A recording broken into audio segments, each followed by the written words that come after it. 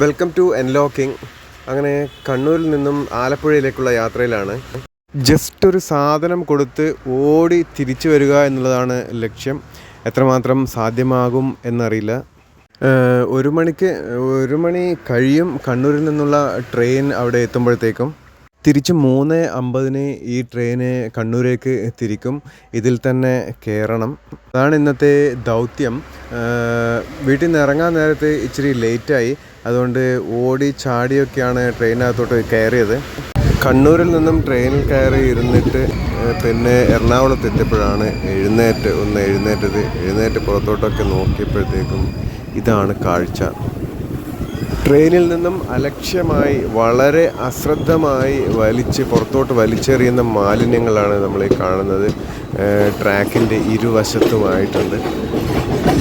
Station പിന്നിട്ട ഉടനെയാണ് ആൾക്കാർ ഈ പരിപാടി ചെയ്യുന്നത്. അതുകൊണ്ട് തന്നെ ഇതുപോലെ കാണുമ്പോൾ നമുക്കറിയാം ഒരു സ്റ്റേഷൻ എത്താറായി എന്ന്. കയറിയ ഉടനെ കിട്ടിയ സീറ്റിൽ ഇരുന്ന് ഉറങ്ങി.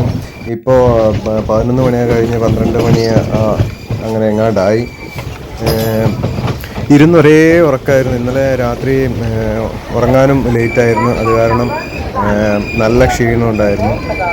അപ്പോൾ ഇതിപ്പോൾ എറണാകുളം ജംഗ്ഷനിലേക്ക് അടുത്തുകൊണ്ടിരിക്കുകയാണ് ട്രെയിൻ.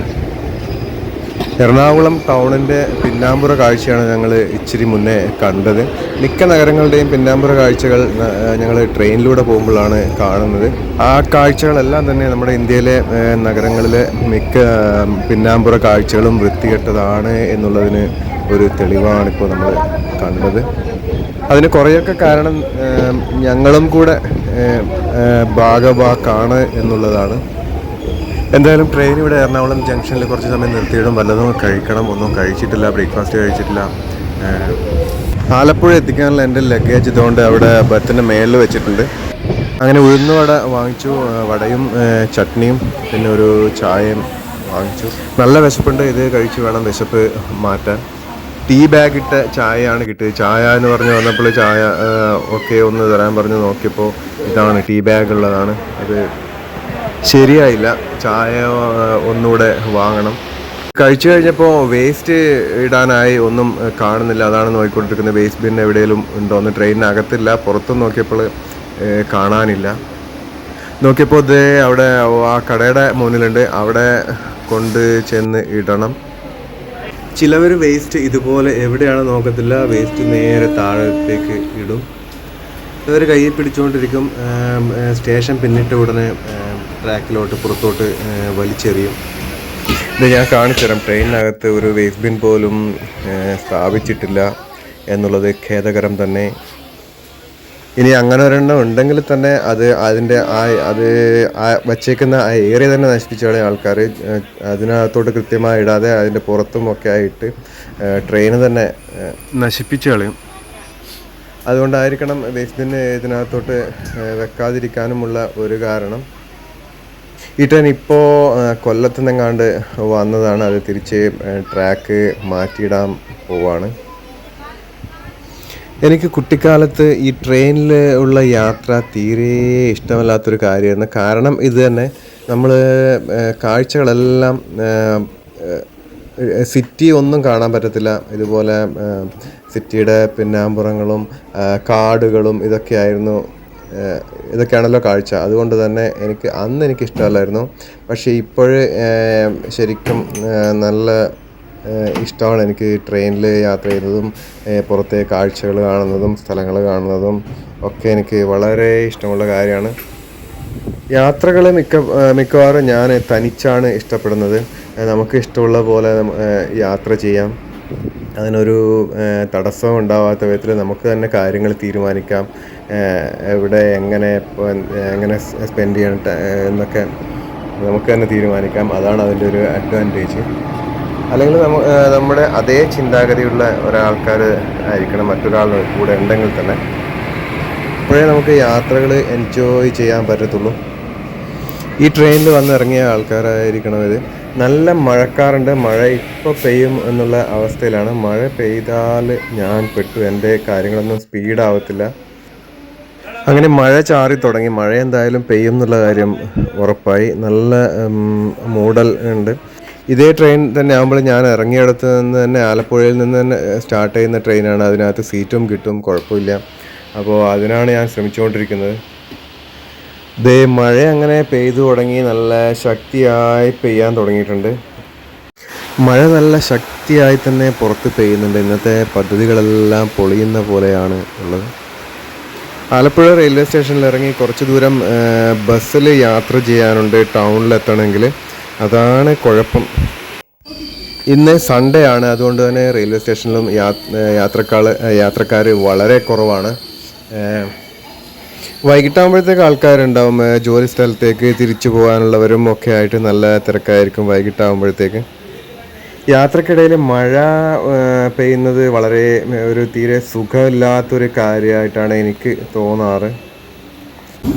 ഇത് കണ്ടില്ലേ, ആൾക്കാർ ഒട്ടും തന്നെയില്ല. എറണാകുളം ജംഗ്ഷൻ ആണിത്. നല്ല സാധാരണഗതിയിൽ നല്ല ആൾക്കാർ, യാത്രക്കാർ ഇഷ്ടംപോലെ ഉണ്ടാകുന്നൊരു റെയിൽവേ സ്റ്റേഷനാണിത്. ഇന്ന് സൺഡേ ആയതുകൊണ്ടായിരിക്കണം, പിന്നെ വെക്കേഷനും ആണല്ലോ, തീരെ ആൾക്കാർ തീരെ ഇല്ല എന്ന് തന്നെ പറയാം. ട്രെയിനിനകത്ത് ഇരുന്ന് ഇതുപോലെ കാഴ്ചകൾ കാണാൻ നല്ല രസമാണ്. നല്ല മൂടിക്കെട്ടിയ കാലാവസ്ഥയും നനഞ്ഞു കിടക്കുന്ന ട്രെയിനും റെയിൽവേ സ്റ്റേഷനും ഇതൊക്കെ ഒരു നല്ല കാഴ്ചയാണ്. പക്ഷേ ഇറങ്ങി നടക്കാനും മറ്റുമാണ് പാട് മഴ സമയത്ത്. ഇതാണല്ലേ നല്ലൊരു പ്രത്യേക മൂഡാണ്. ട്രെയിനിനകത്തൊരു ചൂട് കാപ്പിയൊക്കെ കുടിച്ച് ഇങ്ങനെ പുറത്തോട്ട് ഇതുപോലെ കാഴ്ചകൾ കണ്ടിരിക്കാനൊരു പ്രത്യേക സുഖം. അങ്ങനെ എറണാകുളം പിന്നിട്ട് കഴിഞ്ഞു. ട്രെയിൻ നല്ല സ്പീഡിലാണ് പോയിക്കൊണ്ടിരിക്കുന്നത്. സാധാരണ ഈ ട്രെയിനിൻ്റെ സ്വഭാവം അങ്ങനെയാണ്. എറണാകുളം കഴിഞ്ഞാലാണ് നല്ല സ്പീഡ് എടുക്കുന്നത് ഈ ട്രെയിൻ. ഇനി ഒരു മണിയൊക്കെ കഴിയുമ്പോഴത്തേക്ക് 1:15, 1:20 ആലപ്പുഴ എത്തിച്ചേരും. ഈ കാണുന്നതാണ് ചമ്പക്കര കനാൽ. അങ്ങനെ ഒട്ടേറെ പുഴകളും കായലുകളും ഒക്കെ കടന്ന് അങ്ങനെ ഞങ്ങളുടെ ട്രെയിൻ പോയിക്കൊണ്ടിരിക്കുകയാണ്.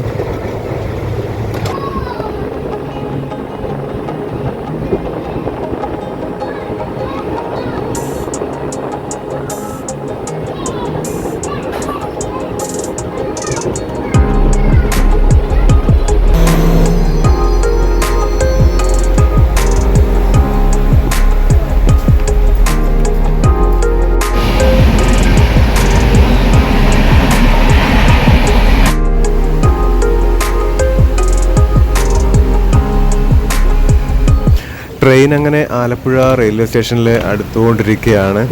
ഒരുപാട് നല്ല കാഴ്ചകളുടെ പഴയ ബിൽഡിങ്ങുകൾ ഒരുപാട് കാണാനുണ്ട്. ഇതേടെ ബ്രിട്ടീഷുകാരുടെ കാലത്തെങ്ങാണ്ടുള്ള ബിൽഡിങ്ങാണത്. വളരെ മനോഹരമായൊരു ബിൽഡിങ്. പിന്നെ ഇതുപോലെ കുറേ ഫാക്ടറികളും അടഞ്ഞുകിടക്കുന്ന കുറേ ഫാക്ടറികളൊക്കെ ആലപ്പുഴ റെയിൽവേ സ്റ്റേഷനിൽ അടുത്തുകൊണ്ടിരിക്കുമ്പോൾ കാണാൻ പറ്റുന്ന കാഴ്ചകളാണ്. വലിയ ഫാക്ടറികളും ഒക്കെ അടഞ്ഞു കിടക്കുന്നതൊക്കെ ആയിട്ട്. ഒരു കനാല് കണ്ടില്ലേ, ഇവിടെ സ്വിമ്മിംഗ് പൂള് പോലെ ആക്കി വച്ചേക്കുവാണ്.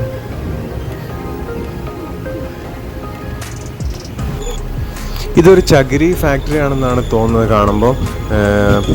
വളരെ പഴയ ബിൽഡിംഗ് ആണ്.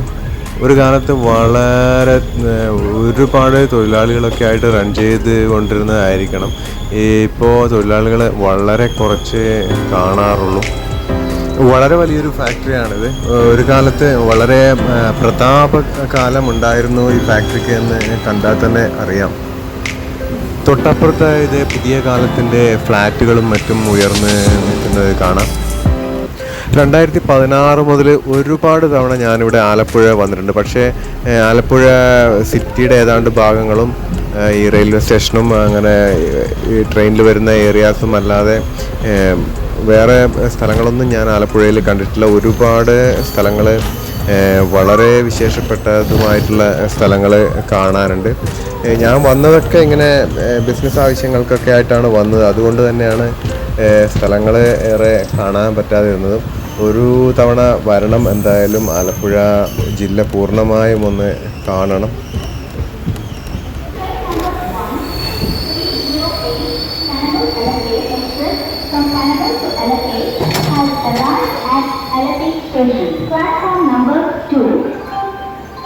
രണ്ടും മൂന്നും വർഷമൊന്നും കളയാതെ ഒറ്റ വർഷം കൊണ്ട് പ്രൊഫഷണലാണ് ബുദ്ധി ഉണ്ടെങ്കിൽ CMA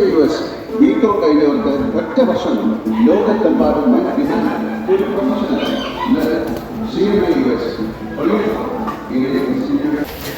അങ്ങനെ ട്രെയിനിൽ നിന്നും പുറത്തോട്ടിറങ്ങി ഓട്ടം തുടങ്ങി. രണ്ടാമത്തെ പ്ലാറ്റ്ഫോമിലാണ് വണ്ടി നിർത്തിയത്. അതുകൊണ്ട് തന്നെ അപ്പുറത്ത് ഒന്നാം നമ്പർ പ്ലാറ്റ്ഫോമിലേക്ക് പോകേണ്ടതുണ്ട്. ഇതുപോലെ ഇത് കയറി വേണം അപ്പുറത്തേക്ക് പോവാൻ. എസ്കലേറ്ററൊക്കെ ഉണ്ട്. എന്നാലും ഞാൻ സ്റ്റെപ്പ് കയറിയാണ് ഇറങ്ങുന്നത്.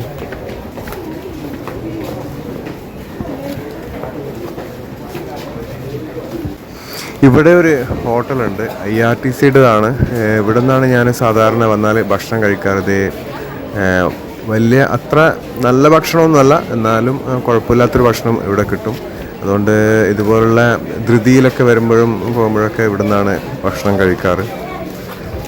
കാലത്ത് ട്രെയിനിൽ കോഴിക്കോട് എത്തുമ്പോഴത്തേക്കും ട്രെയിൻ ഫുള്ളായിരുന്നു. ഒരുപാട് പേര് നിന്ന് യാത്ര ചെയ്യുന്നുണ്ടായിരുന്നു. പിന്നെ എറണാകുളമൊക്കെ എത്താറായപ്പോഴത്തേക്കും ഏതാണ്ടൊക്കെ കാലിയായിട്ടുണ്ടായിരുന്നു. അങ്ങനെ റെയിൽവേ സ്റ്റേഷന് പുറത്തോട്ട് ഇറങ്ങി പെട്ടെന്ന് തന്നെ ബസ്സിൽ കയറണം. ഇതെല്ലാം ഇവിടെ വരുന്ന ബസ്സുകളെല്ലാം സിറ്റിയുടെ പല ഭാഗത്തോട്ടും പോകുന്ന ബസ്സുകളാണ്. എനിക്ക് ബോട്ട് ജെട്ടി ഭാഗത്തോട്ട് പോകുന്ന ബസ്സിൽ കയറണം. എന്നാലേ അവിടെ എനിക്ക് ഇറങ്ങേണ്ട സ്ഥലത്ത് തന്നെ ഇറങ്ങാം. ആദ്യമൊക്കെ എനിക്ക് ബസ് മാറിപ്പോകാറുണ്ടായിരുന്നു. ചിലപ്പോൾ എവിടെയെങ്കിലും ഇറങ്ങി ഇച്ചിരി ദൂരം നടക്കേണ്ടതായിട്ടൊക്കെ വരും. ഇത് മണ്ണഞ്ചേരി ബോട്ട് ജെട്ടി നോക്കി കയറുകയാണെങ്കിൽ ഇറങ്ങേണ്ട അടുത്ത് തന്നെ എനിക്ക് ഇറങ്ങേണ്ട അടുത്ത് തന്നെ ഇറങ്ങാൻ പറ്റും. ഇവിടെ ഓടുന്ന സിറ്റി ബസ്സുകളെല്ലാം തന്നെ ചെറിയ ചെറിയ ബസ്സുകളാണ്.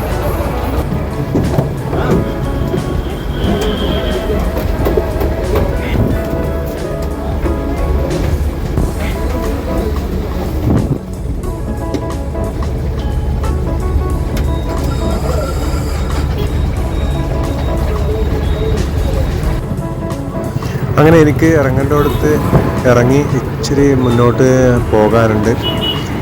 ഈ ബ്രിഡ്ജ് കടന്ന് വേണം പോകാൻ. ഇത് കനാലിൻ്റെ മേളിലുള്ള ബ്രിഡ്ജാണ്. ആലപ്പുഴ കിഴക്കിൻ്റെ വെനീസ് എന്നാണല്ലോ അറിയപ്പെടുന്നത്. ഇതുപോലുള്ള കനാലുകളുടെ ബാഹുല്യം കൊണ്ട് തന്നെയാണ് ആ ഒരു പേര് ആലപ്പുഴയ്ക്ക് വന്നത്. കനാലുകളൊക്കെ അഴുക്കായി കിടക്കുകയാണ്. അത്യാവശ്യം നടുവിലൂടെയും മറ്റ് ബോട്ടുകളെങ്ങനെ പോകുന്നതല്ലാതെ സൈഡ് ഓരങ്ങളെല്ലാം വളരെ പിന്നി പൊളിഞ്ഞ് വീഴുന്നതും കാടും ഒക്കെ പിടിച്ച് അഴുക്കായി കിടക്കുകയാണ് കനാലുകൾ. വെനീസിലെ കനാലുകളെ പോലെയൊക്കെ ഭംഗിയും സുന്ദരവും വൃത്തിയുള്ളതും ഒക്കെ ആവണമെങ്കിൽ നമുക്ക് സ്വപ്നം കാണാനേ പറ്റത്തുള്ളൂ. ഏത് കാലത്താണ് ആവോ എന്ന് അറിയത്തില്ല. സർക്കാർ മാറി വരുന്ന സർക്കാരുകളെല്ലാം തന്നെ പല പദ്ധതികളും ഇടുന്നുണ്ട് എന്നല്ലാതെ അതൊന്നും പ്രാവർത്തികമാവുന്നില്ല എന്നുള്ളതാണ് യാഥാർത്ഥ്യം. എന്തെങ്കിലും ശരിയായി വരും, ഒക്കെ നന്നായി വരും എന്ന് നമുക്ക് ആശിക്കാം. ഇതാണ് മുല്ലക്കൽ റോഡ്. 2-3 വർഷം മുന്നെയാണ് ഈ റോഡ് നവീകരിച്ച് ഭംഗിയാക്കിയത്. നേരത്തെ വളരെ ചെളിക്കുളമായിക്കൊണ്ടിരുന്ന ഒരു റോഡാണിത്. ജസ്റ്റ് ഒന്ന് മഴ പെയ്താൽ പിന്നെ നടക്കാനൊന്നും പറ്റത്തില്ലായിരുന്നു. കുണ്ടും കുഴികളും, എപ്പോഴും വാഹനത്തിരക്കും, ഭയങ്കര തിരക്കായിരിക്കും, ഓട്ടോകളും അതും ഇതൊക്കെ ആയിട്ട്. പിന്നെ വശങ്ങളിൽ ചെറിയ ഫുട്പാത്ത് കച്ചവടക്കാരും ഒക്കെ ആയി നിറഞ്ഞു നിൽക്കുന്നവർ. ഇന്ന് സൺഡേ ആയതുകൊണ്ട് തന്നെ അങ്ങനെയുള്ള കച്ചവടങ്ങളൊക്കെ കുറവാണ്. സ്കൂളുകളൊക്കെ തുറക്കാറായതുകൊണ്ട് തന്നെ കടകളിലൊക്കെ സ്കൂൾ ഐറ്റംസ് നിറഞ്ഞ് തുടങ്ങി. ബാഗ്സും കുടകളും ഒക്കെ ആയിട്ട് അങ്ങനെ അതിൻ്റെ സീസണായി തുടങ്ങി. പിന്നെ ഈ റോഡിൽ ഏറ്റവും കൂടുതൽ ഉള്ളത് ജ്വല്ലറീസാണ്. ഒരുപാട് 2 വശത്തുമായിട്ട് ഇഷ്ടംപോലെ ജ്വല്ലറികൾ ഈ റോഡിൽ ഉണ്ട്. ബുക്ക് ഷോപ്സും ഉണ്ട്. ഫേമസ് 1-2 ഷോപ്പ് ഈ റോഡിലുണ്ട്. പിന്നെ ഓഫ് കോഴ്സ് റെഡിമെയ്ഡ് ഷോപ്സും ഇഷ്ടംപോലെ ഈ റോഡിലുണ്ട്. ഇന്ന് സൺഡേ ആയതുകൊണ്ട് തന്നെ മിക്ക കടകളും അടഞ്ഞ് കിടക്കുകയാണ്. അതുകൊണ്ടാണ് ആൾക്കാരും കുറവ് റോഡിൽ. അല്ലെങ്കിൽ ജനങ്ങളിങ്ങനെ ഒഴുകുന്ന ഒരു റോഡാണ് ഇത്. പല സാധനങ്ങളും മറ്റും വാങ്ങിക്കാനായിട്ട് ആൾക്കാരിങ്ങനെ നിറഞ്ഞു നിൽക്കുന്ന ഒരു റോഡാണിത്. ഇന്ന് അതൊക്കെ കുറവാണ്. ഞങ്ങൾക്ക് ഇവിടെ ഈ സ്ഥാപനത്തിലാണ് കയറേണ്ടത്. അങ്ങനെ അവിടെ നിന്ന് ഇറങ്ങി വേറെ 2-3 കടകളിൽ വേറെയും കയറാനുണ്ടായിരുന്നു. അത് കയറി തിരിച്ച് ബസ് കാത്തു നിൽക്കുവാണ്. തിരിച്ച് ബസ്സിൽ കയറി ഇതേ മറ്റൊരു കനാലിൻ്റെ ഈ വശങ്ങളൊക്കെ കണ്ടാൽ അറിയാം പണ്ടത്തെ ആ പ്രൗഢി. ഇത് മാൻമെയ്ഡ് കനാലാണ് ഇതൊക്കെ. 16ഉം 17ഉം നൂറ്റാണ്ടുകളിൽ ഡച്ചുകാരും പോർച്ചുഗീസുകാരുമായിട്ട് സുഗന്ധവ്യഞ്ജനങ്ങളുടെ പ്രധാന വ്യാപാരം നടന്നിരുന്ന ഒരു മേഖലയാണ് ഇത്. അങ്ങനെ രാജാ കേശവദാസിൻ്റെ ഭരണകാലത്ത് ഇവിടെ ഒരു തുറമുഖം നിർമ്മിക്കുകയും അതിനോട് അനുബന്ധിച്ച് ഗതാഗതത്തിന് വേണ്ടി കനാലുകൾ നിർമ്മിക്കുകയും ചെയ്ത് അദ്ദേഹത്തിൻ്റെ കാലഘട്ടത്തിൽ. അന്ന് എത്ര മാത്രം പ്ലാനിങ്ങോടെയും വൃത്തിയും ഭംഗിയുമായിട്ടാണ് ഈ കനാൽ നിർമ്മിച്ചതെന്ന് ഇതിൻ്റെ വശങ്ങളിലുള്ള കല്ലും പൊളിഞ്ഞ് വീണു പലതും, എന്നാലും ബാക്കിയുള്ളവയൊക്കെ കാണുമ്പോൾ നമുക്ക് മനസ്സിലാവും. ഇന്നത്തെ പല നിർമ്മിതികൾക്കും അത്തരം പ്ലാനിങ്ങോ ഭംഗിയോ ഒന്നും ഇല്ലാതെയാണ് നിർമ്മിക്കുന്നത് നമുക്ക് അറിയാം. അങ്ങനെ റെയിൽവേ സ്റ്റേഷനിലേക്കുള്ള ബസ്സിലേക്ക് കയറിയിരിക്കുകയാണ്. നേരെ ചെന്ന് അവിടെ ചെന്ന് ഞാൻ നേരത്തെ കാണിച്ച ഹോട്ടലിൽ കയറണം, ഭക്ഷണം കഴിക്കണം, ടിക്കറ്റ് എടുക്കണം. ആദ്യം തന്നെ ടിക്കറ്റ് എടുക്കണം, അതിനുശേഷം ഭക്ഷണം കഴിക്കും. എന്നിട്ട് ട്രെയിനിൽ കയറി നല്ലൊരു സീറ്റ് പിടിക്കണം, ഒന്നുകൂടെ ഒന്ന് ഉറങ്ങണം. പിന്നെ 8 മണിക്കൂർ യാത്രയുണ്ട്. തിരിച്ചങ്ങോട്ടുള്ള യാത്ര ബോറിംഗ് ആയിരിക്കും. അങ്ങനെ തിരിച്ച് റെയിൽവേ സ്റ്റേഷനിൽ ഇറങ്ങി നേരെ ചെന്ന് നമുക്ക് ടിക്കറ്റ് എടുക്കാം. ഇതാണ് ആലപ്പുഴ റെയിൽവേ സ്റ്റേഷൻ. ചെറിയൊരു റെയിൽവേ സ്റ്റേഷനാണ്. നവീകരണ പ്രവർത്തനങ്ങൾ നടന്നുകൊണ്ടിരിക്കുകയാണ്. ഞാനൊരു 2016-17 അപ്പോഴാണ് വരാൻ തുടങ്ങിയത് ഇവിടെ. അപ്പോഴൊക്കെ നടന്നുകൊണ്ടിരിക്കുന്നുണ്ട് ഇങ്ങനെ ഓരോരോ വർക്കുകൾ നടന്നുകൊണ്ടിരിക്കുകയാണ്. ഇപ്പോഴും വർക്കുകൾ അതേപടി നടന്നുകൊണ്ടിരിക്കുകയാണ്. 120 രൂപയാണ് കണ്ണൂരിൽ നിന്ന് ആലപ്പുഴയിലേക്കും ആലപ്പുഴയിൽ നിന്ന് കണ്ണൂരേക്കും ഉള്ള യാത്രാ ടിക്കറ്റ് നിരക്ക് 120 അത് ചേഞ്ച് തന്നെ എടുത്ത് കൊടുക്കുകയാണ്. ഈ ടിക്കറ്റ് എടുക്കുന്ന സിസ്റ്റം എന്ന് പറഞ്ഞാൽ ആൾക്കാർ കോൺട്രാക്റ്റ് എടുക്കുന്നതാണ് റെയിൽവേയിൽ നിന്നും.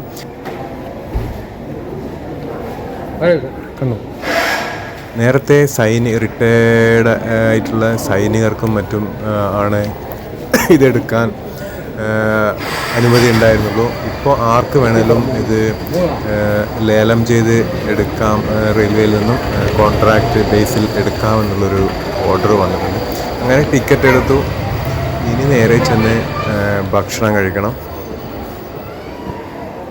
സമയം ഇപ്പോൾ ഏതാണ്ട് 3 മണിയായി. ഇഷ്ടംപോലെ സമയമുണ്ട്. 3:50 നമ്മുടെ ട്രെയിൻ ഇവിടുന്ന് പുറപ്പെടുന്നത്. അങ്ങനെ നമ്മുടെ ഹോട്ടലിലെത്തി. ഊണുണ്ടോ?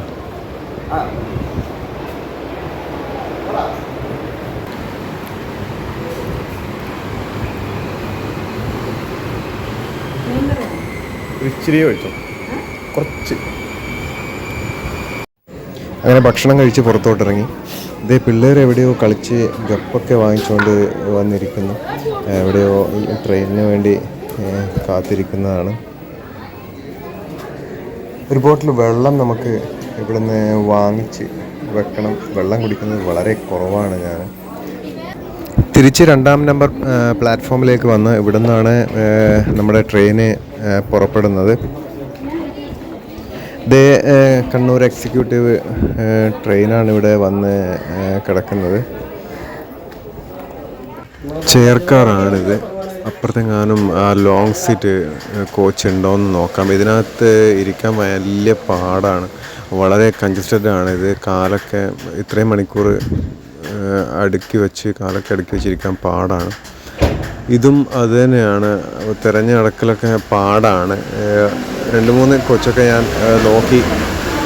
ഏതായാലും ഈ കോച്ചിൽ തന്നെ സീറ്റ് പിടിച്ചു, ബാഗ് വെച്ച് സീറ്റ് പിടിച്ചിട്ടുണ്ട്.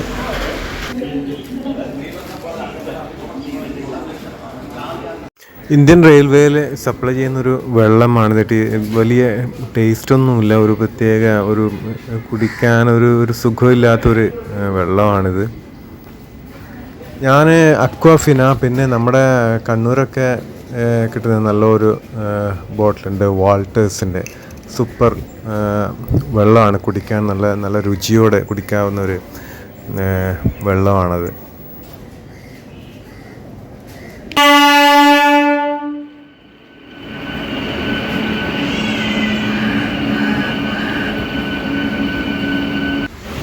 വളരെ ബുദ്ധിമുട്ടാണ് ഇതിനകത്തിരിക്കാൻ. കാല് ഒന്ന് നീട്ടി വെക്കാൻ പോലും പറ്റത്തില്ല. പിന്നെ കാല് മുട്ടൊക്കെ ഒന്ന് ഇറങ്ങിയിരുന്നാൽ കാൽ മുട്ടൊക്കെ അടുത്ത സീറ്റിലോട്ട് മുട്ടും. അനങ്ങാൻ പറ്റത്തില്ല. ഇത്രയും മണിക്കൂർ ഇരിക്കുക എന്ന് പറഞ്ഞാൽ ഇച്ചിരി പാടുള്ള കാര്യമാണ്. എന്നാലും അഡ്ജസ്റ്റ് ചെയ്ത് ഇരിക്കുക തന്നെ, അല്ലാതെ വേറെ വഴിയില്ല. ഇനിയിപ്പോൾ ഏതാണ്ട് സീറ്റൊക്കെ ഫുള്ളായി, ഇനി എവിടെയും മാറിയിരിക്കലൊന്നും പറ്റത്തില്ല. നമ്മുടെ ട്രെയിൻ അങ്ങനെ നീങ്ങി തുടങ്ങി. അങ്ങനെ ആലപ്പുഴ സ്റ്റേഷനിൽ നിന്നും ഞങ്ങൾ യാത്രയാവുകയാണ്. അടുത്ത തവണ ആലപ്പുഴ വരുമ്പോൾ എന്തായാലും കുറച്ച് കൂടുതൽ സ്ഥലങ്ങൾ കാണാനുള്ള സമയം എടുത്തുകൊണ്ട് വരണം എന്നുള്ള ആഗ്രഹത്തോടെയാണ് ഇത്തവണ പോകുന്നത്. എല്ലായ്പ്പോഴും അങ്ങനെയാണ് സാധാരണ പോകുമ്പോൾ വിചാരിക്കും അടുത്ത തവണ വരുമ്പോൾ എന്തായാലും ഒന്ന് കറങ്ങണം എന്നൊക്കെ വിചാരിക്കാറുണ്ട്. പക്ഷേ ഇതുവരെ സാധിച്ചിട്ടില്ല. കുറേ തവണ വന്നു. എന്തായാലും അടുത്ത തവണ എന്തായാലും അങ്ങനെ ഒരു സമയം എടുത്തുകൊണ്ട് തന്നെ വരാൻ തീർച്ചയായും ശ്രമിക്കുന്നതായിരിക്കും.